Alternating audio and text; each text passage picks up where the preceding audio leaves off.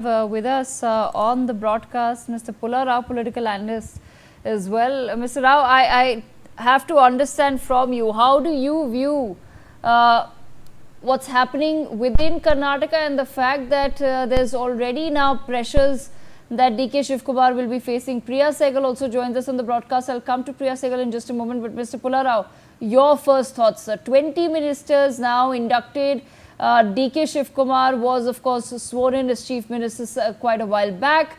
But there has always been some tension as far as Karnataka is concerned. If you remember, when the Congress did win the elections, even Siddaramaiah becoming chief minister was a bit of a tension for a few months, and this was predicted that eventually DK Shivakumar will take over. But it's always been a very critical balancing act as far as Congress's position and leadership decisions in Karnataka are concerned. Your thoughts, sir, the fact that two MLAs have decided to resign on the day of the swearing in of the rest of the cabinet.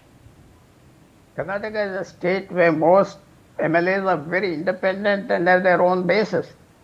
There are 7 ex-chief ministers, and including the present chief minister, there would be 8. No other state in the country has so many ex-chief ministers. No other state. There's intense politics there at all levels. There's clear caste polarization. And during Siddaramaiah's time, other caste angles were also brought about. All kinds of things, surveys, this and this. So he left a very muddied place for Shivakumar. Now what I understand, even some of Shivakumar's closest supporters have not been accommodated. So obviously, this list of ministers is not his. Neither did he have a big hand in it. That's the problem. He's a very crafty politician. He would have managed things. There are other hands in it, and obviously, my own opinion is there seems to be some way of trying to control him, not giving him too free a hand, because he's a powerful man. As the days go by, there's also a strong opposition.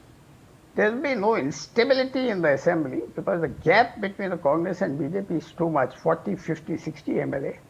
But the simmering dissidents will definitely make the Congress party's efforts to win a second term very difficult. We have to see how they're going to placate these people. There's still 2 years' time, and Mr. Shivakumar is a very good politician. To what extent he is able to mollify them? It's definitely a very unhappy state.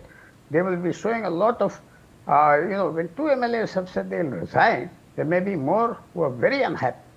So high command of of the Congress, which has Mallikarjun Kharge also, obviously they're not able to have a sway in Karnataka. The name seems to be the high command only in Delhi. And we have to watch very carefully, though I keep repeating, Shivakumar is a very good politician, and maybe he will placate them. Otherwise, every day there will be problems. The image of the government will go down, and Shivakumar's efforts, is making great efforts to present a good administration, will come to naught. Right, absolutely. Mr. Pula Rao, thank you for joining us on the broadcast. Let's quickly bring in a word from Priya Sehgal, editorial director of NewsX as well. Priya Sehgal, your thoughts on what's happening in Karnataka and whether DK Shivakumar will be able to manage some of the very obvious problems he was likely to face. Of course, when you're expanding the cabinet, you have 20 ministers coming in. It was pretty much the writing on the wall that a few will get very upset if they miss out. But your thoughts on how DK Shivakumar will now balance this act?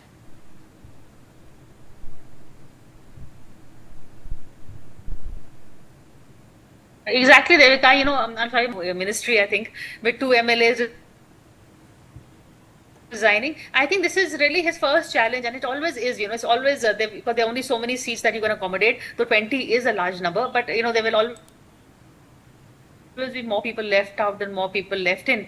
It will be very interesting to see how he manages this. Also, the breakup as to how many of his own men have gotten, because he already has VK Hariprasad on his head, who is not being very supportive of his VK Shivakumar in terms of. I believe Hariprasad also has his own alternate list that he wanted.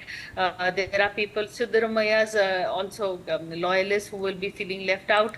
We already have the NRIs saying that the Aarti Krishnan should have been accommodated. They wanted a separate NRI ministry to two MLAs have resigned. So it's the first test really of his chief ministership. But beyond that, I think DK Shivakumar will manage. These are all really headlines of the day. In the end, and those who've got in are now in, and now having a short of a reshuffle, he can now move on to other business of the day. So I think all in all, it's a good step forward, and now we can really let him begin the task of governance really. So it's let's wait and watch what's going to happen next before just writing it off as trouble on his doorstep. I think we should just give him time and everybody time to settle in, and I'm sure DK Right.